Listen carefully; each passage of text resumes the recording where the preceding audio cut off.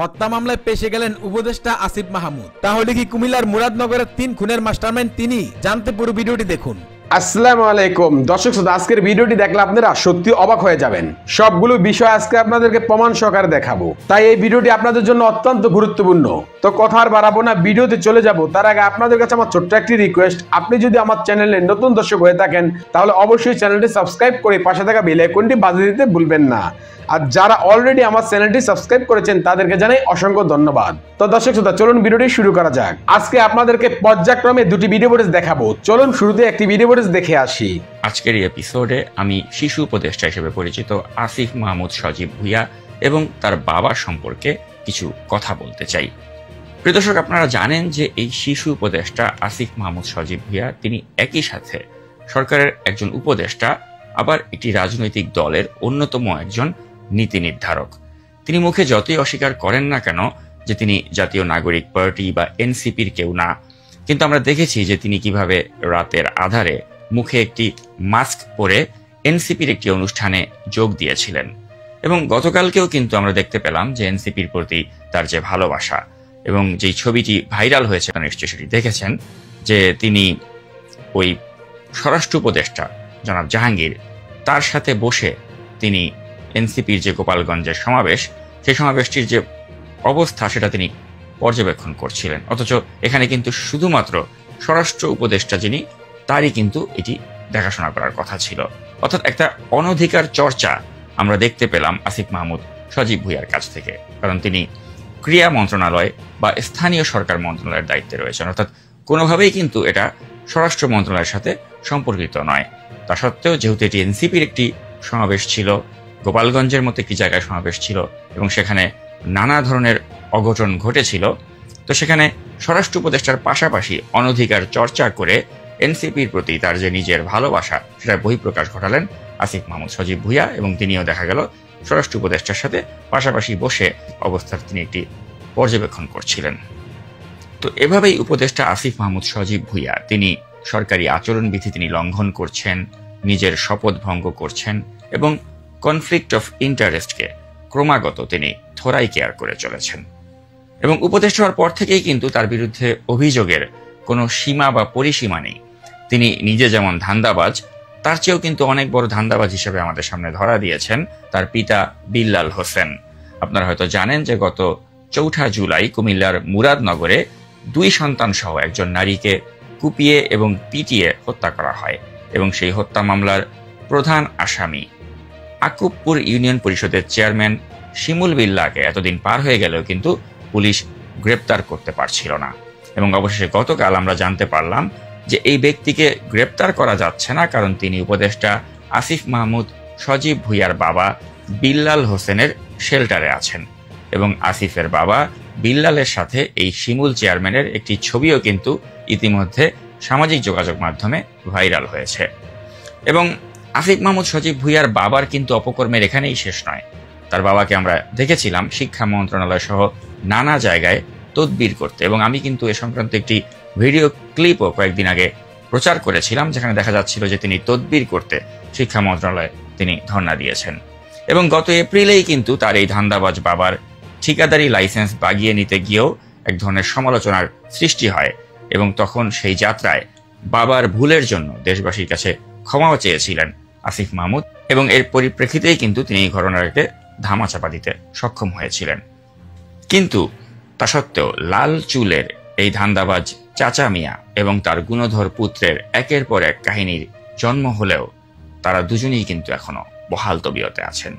তো এই জমিদারের নাতি আসিফ মাহমুদ সজীব ভুঁইয়া উত্তরবঙ্গে কম্বল বিতরণ করতে গিয়ে 6 দিনে 28 বার হেলিকপ্টারে চড়ে একটি রেকর্ড গড়েছিলেন।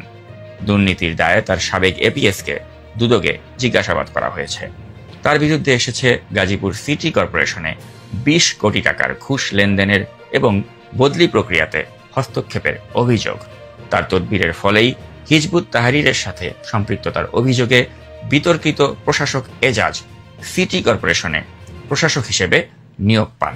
তার ঔদ্ধত্য এবং তার যে একটা কেয়ারলেস অ্যাটিটিউড বা ছাপরি মার্কা ব্যবহার, সেটির দৃষ্টান্ত কিন্তু তিনি প্রতিটি পদে পদে রেখে চলেছেন। তিনি যখন এয়ারপোর্টে গুলির ম্যাগাজিন নিয়ে ধরা খান, অথবা তিনি যখন ফর্মাল একটি মিটিংয়ে স্যুটের সাথে ইনফর্মালি ক্যাজুয়াল আউটফিটে কেটস পরে হাজির হন, তখনই কিন্তু আমরা তার এই ছাত্রী স্বভাব বা কেয়ারলেস অ্যাটিটিউড বা ঔদ্ধত্যের বহিঃপ্রকাশ দেখতে পাই। কিন্তু তা সত্ত্বেও প্রিয় দর্শক, মনে রাখতে হবে তিনি হচ্ছেন ডক্টর ইউনূসের নিয়োগকর্তা, তাই তার 7 খুন মাপ এবং তাকে আসলে আমরা যাই বলি না কেন দিন শেষে তার কিছুই হবে না। এটাই হচ্ছে নতুন বাংলাদেশ, নতুন বন্দোবস্ত। ওয়েলকাম টু দা নতুন বন্দোবস্ত। আশা করছি আপনারা পুরো ভিডিওটি মনোযোগ সহকারে দেখেছেন এবং এখানে কি বলা হয়েছে তাও বুঝতে পেরেছেন। এ বিষয়ে নিয়ে যদি আপনাদের কোনো মতামত থাকে তাহলে অবশ্যই তা কমেন্ট করে জানাতে পারেন। এখন চলুন আমরা আরো একটি ভিডিও দেখে আসি।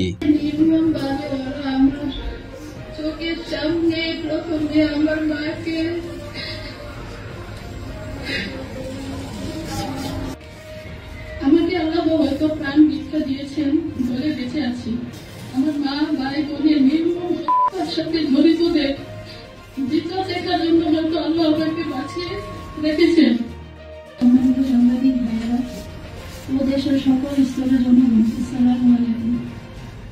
গত 3 জুলাই 2025 তারিখ মুরাদনগর বাংলাবাজার থানার মদিনী পরিবারের গ্রামে কিছু আমূল নিদর্শন এবং স্থানীয় দুষ্কৃতিকারীদের দ্বারা একই পরিবারে 3 জনকে হয়েছে। আমি সেই পরিবারের একজন সদস্য। একই ঘটনায় আমি নিজেও মারাত্মকভাবে আহত হয়েছিলাম। আপনারা হয়তো গণমাধ্যমে তা দেখেছেন। এক অসহায় নারীর মাথায় অসংখ্য জখম এবং শরীরে অসংখ্য করা হয়, যা মৃত্যুর সজ্জায় যাওয়ার অবস্থা হয়েছিল।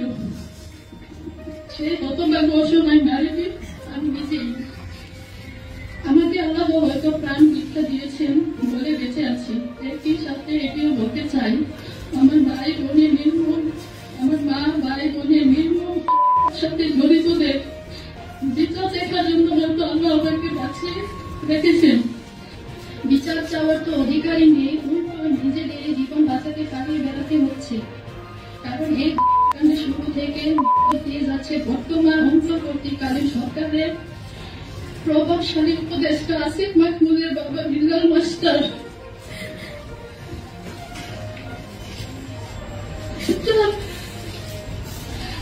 তার প্রভাব এবং সাহসে এমন হত্যাকাণ্ড চালিয়েছেন শিশু চেয়ারম্যান ও তার দোষরা।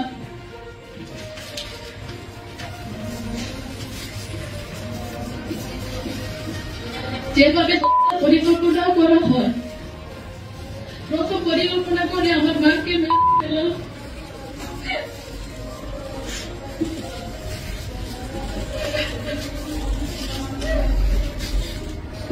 আমার মা একটি বিল্ডিং নির্মাণ করার কারণেই মূলত স্থানীয়দের প্রতি হিংসা শুরু হয়। 1 নম্বর শিমুল বিল্লাহ চেয়ারম্যান চেয়েছিল আমাদের বিল্ডিং তার কাছে কন্ট্রাক্ট দিয়ে তার লোকদের মাধ্যমে কাজ করাতে। আমার মা তা করেননি, কারণ আমার বাবা ভাই বিদেশ থেকে অল্প অল্প টাকা পাঠিয়েছে। আর আমার মা সব আমরা 3 বোন জোগাড়ি দিয়ে 2-1 মিস্ত্রি রেখে আস্তে আস্তে কাজ করিয়েছি। তাই শিমুল বিল্লাহ আনু মেম্বারের মাধ্যমে তার লোকজন দিয়ে কয়েকবার আমার মার কাছে জন্য পাঠায়। দিলে আমার মাকে ঢুকিয়ে দেয় এবং আমাদের বাড়ির গ্লাস ও কারেন্টের মিটার ফেলা হয়। স্থানীয়ভাবে আমাদের পরিবারের মানুষ, বিশেষ করে আমার মা ছিলেন জনপ্রিয়। স্থানীয় ইউপি নির্বাচনে 2 বার মহিলা ভাইস চেয়ারম্যান উনি পদে নির্বাচন করেছিলেন। বিএনপি সমর্থিত হওয়ায় বিগত আওয়ামী লীগ সরকারের সময় আমার মাকে বিজয়ী হতে দেয়নি। উপদেষ্টা আসিফের বাবা বিল্লাল মাস্টারের পারমিশন আছে জানিয়ে শিমুল চেয়ারম্যান বলেন 20টা মামলা হলেও আমি দেখব। নির্মম ভাবে ওরা আমার চোখের সামনে প্রথমে আমার মাকে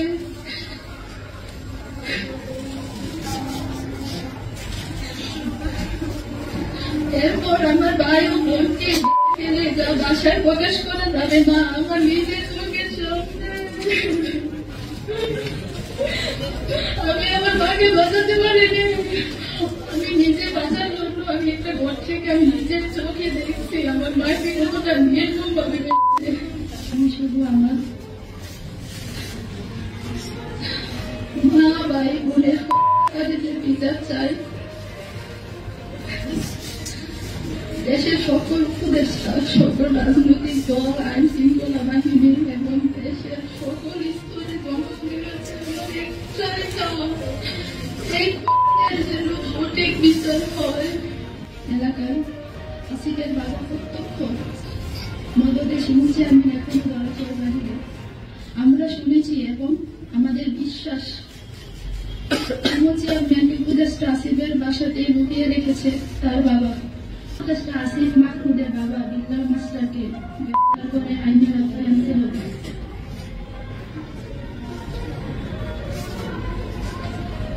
কারণ তিনি একজন উপদেষ্টার বাবা হয়ে কিভাবে এমন নির্মম নির্দেশ দিতে পারে। শিমুল চেয়ারম্যান সহ অন্য সকল আসামিরা এখনো যারা প্রকাশ্যে ঘুরে বেড়াচ্ছে, সেই সকল আসামিদের অবিলম্বে গ্রেফতার করতে হবে। আশা করছি আপনারা এই ভিডিওটিও মনোযোগ সহকারে দেখেছেন এবং এখানে কি বলা হয়েছে তাও বুঝতে পেরেছেন। এই বিষয় নিয়ে যদি আপনাদের কোনো মতামত থাকে তাহলে অবশ্যই তা কমেন্ট করে জানাতে পারেন।